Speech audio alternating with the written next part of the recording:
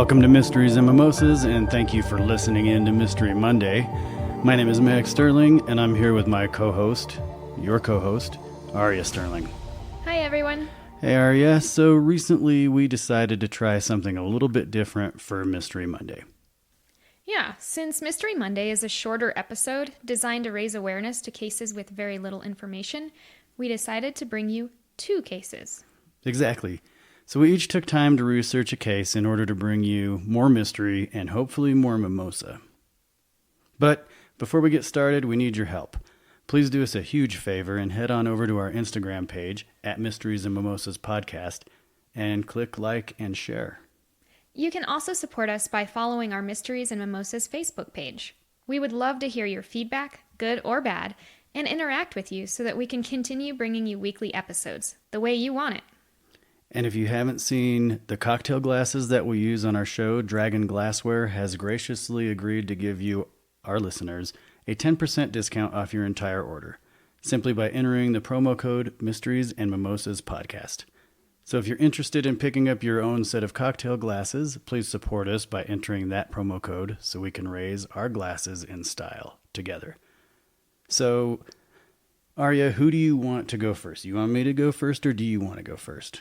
I'll let you go first today. Okay. Today I bring you the missing person case of Shemika Cosey.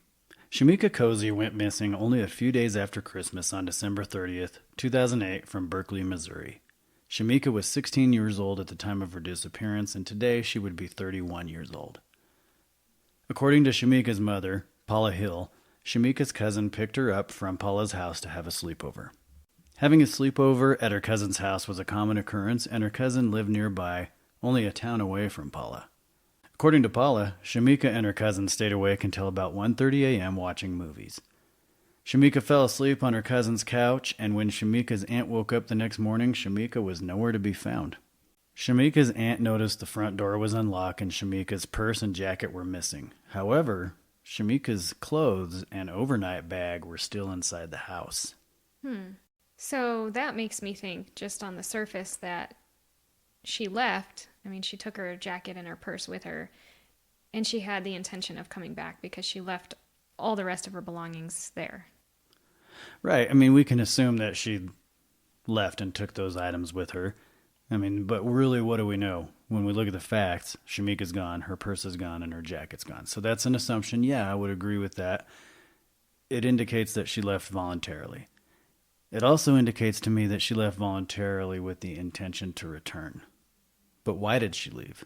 That we don't know. Right. I wonder if she knew anybody in that town. Was she supposed to meet anyone?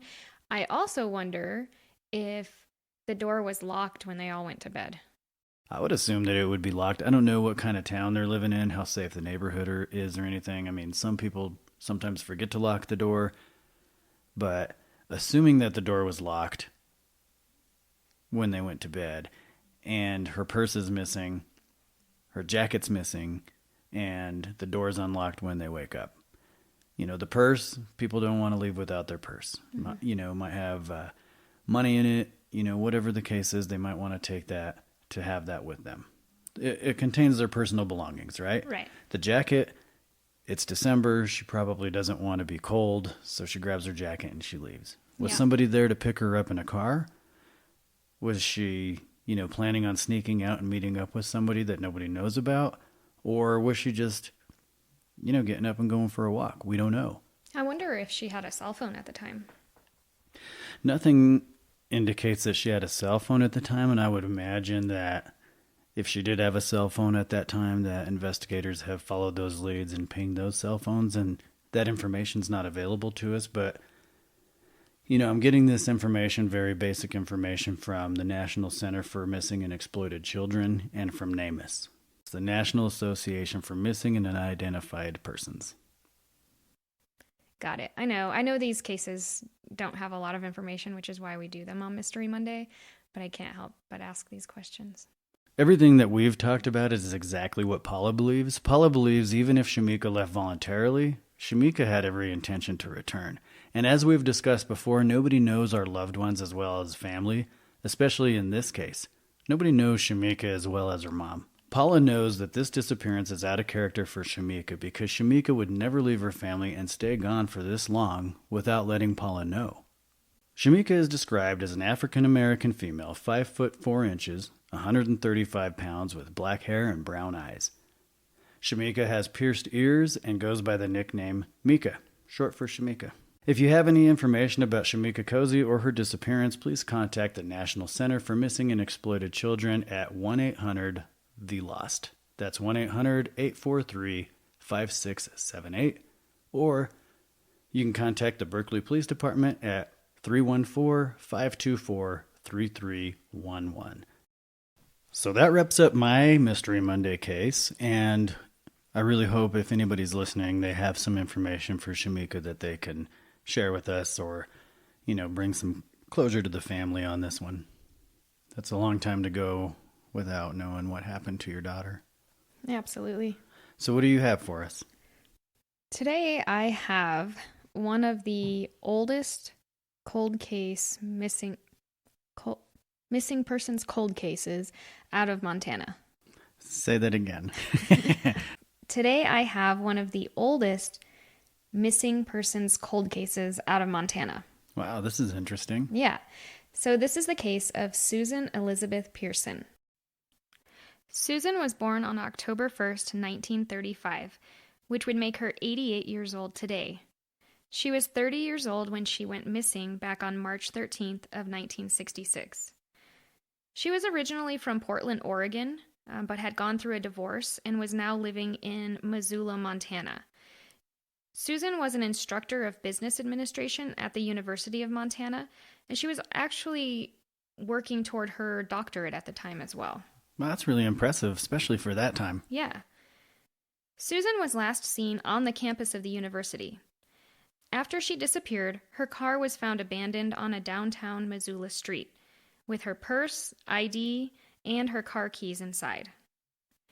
A search revealed her apartment was undisturbed as well. Susan was supposed to turn in her doctoral thesis just days after she disappeared.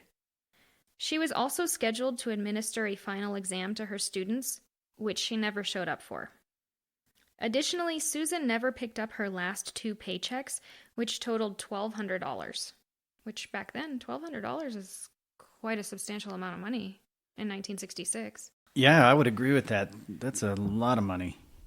For some reason, and I can't figure out why, but authorities believe Susan was killed in the Blue Mountain area.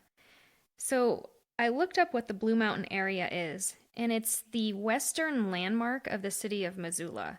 It's a recreational area for hiking, ATVing, all those kinds of things. I guess there's like disc golf and all kinds of things that happen out there. Nothing has ever been found that I could find in that area, so I don't know why authorities believe that, but it is still an open investigation. So is the Blue Mountain area right there by Missoula? I mean, I know you said it's the western landmark of the city of Missoula. Yeah, I'm just curious how far away from like downtown Missoula. I don't know. I wouldn't imagine it's very far. It's probably just on the western edge of the town. Oh, okay. Susan is described as a Caucasian female with blonde/red hair and brown eyes. Susan has dark-colored blemishes on her cheeks, and she wears a size 6 shoe. That's pretty small. Yeah, she is small. She's described as between 4'11" and 5'1", and about 97 pounds. She was wearing a green 3/4 length coat with 2 large hand pockets and a plaid lining, slacks, and 2 diamond rings on the 3rd finger of her right hand.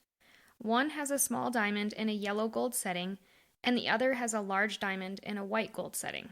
Her family did hire a former FBI agent as a private investigator, but there's been no leads or information since that time. Okay. I find it interesting that she just up and vanishes. So she vanishes, I mean, the last time that she's seen, she's on the campus. Right. She's not seen again, but her car is found downtown. Yes, with all of her possessions inside, as far as her purse, her ID, and the car keys, everything was inside. That's vastly different than Shemika. Shemika's items were gone, but never found. Susan's items were found in her car Right. by themselves. So that indicates that, like Shemika, we can assume that she left voluntarily because those items, those personal belongings were, taken with her or missing. Whereas in Susan's case, they're left behind. The only thing that's missing is Susan. Right. And, anything's possible, right? We don't know whether she walked away voluntarily or, somebody took her against her will. If she walked away voluntarily, though, she had 2 paychecks coming with $1,200. You would think that'd be pretty helpful if somebody's trying to just walk away and start a new life and not tell anybody. That they'd want those checks. You'd think so, but Yeah. I don't know. There was no evidence of foul play, no evidence that she was forced or taken against her will. Well, and conversely, there's no evidence of absence of foul play either. Right. And what I mean by that is there's no evidence at all. Exactly. She was allegedly supposed to proctor her student's final exam that afternoon, and she just never showed up, which that seems pretty abrupt. I mean, if she was planning on just walking away, I mean, wouldn't she have done it maybe at a different time? I don't know. Maybe not. Yeah, I mean, yeah, she would have showed up for class for sure. Yeah. To proctor the exam. Mm-hmm. Yeah, I mean, I don't know. I'm just saying the normal person's behavior, if you're going to disappear, you're going to take your money with you, you're going to take your purse with you. Yeah, maybe you would ditch your car. I don't think that she's just up and gone and in the wind. Where would she go? Where would she start a new life? No, everything indicates that something happened to her. Yeah. So hopefully, I mean, it's been, what is that, 57 years or so that she's been missing. I don't know how many of her family members are still alive at this time. I know she had siblings and a mom and dad, but she herself would be 88 now, so I don't know how much of her family is left. Yeah, it is extremely sad that after all these years, there's been no resolution in Susan's case. If anyone has any information on the disappearance of Susan Elizabeth Pearson, you can reach out to the Missoula Police Department at 406-552-6300.